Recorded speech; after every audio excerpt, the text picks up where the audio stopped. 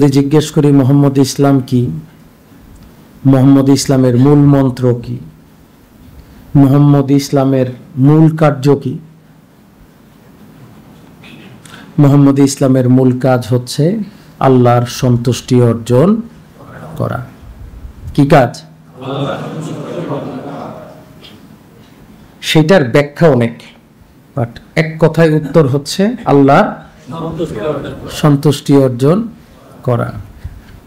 নবী মুহাম্মদ মুস্তাফা আহমদ মুস্তফা সাল্লাল্লাহু আলাইহি ওয়াসাল্লাম জাবালে নূর পর্বতের হেরা গুহা থেকে যখন প্রথম কোরআনের আয়াত তার উপরে নাজিল হলো, ইকরা বিইসমি রাব্বিকাল্লাযী খলাক খলাকাল ইনসানা মিন আলাক, তিনি ওই বাণীটা নিয়ে নেমে এসে তারপরে মানুষকে আল্লাহর পথে দাওয়াত দিলেন। কার পথে? শুধু কি আল্লাহর পথে দাওয়াত দিলেন? মানুষকে পরামর্শ দিলেন, এইটা করলে আল্লাহ খুশি হবে, এইটা করলে আল্লাহ বেজার হবে। সত্য না মিথ্যা? হ্যাঁ। এবং যেই পথে চললে আল্লাহ খুশি হবেন সেই পথে চলার নির্দেশনা দিলেন।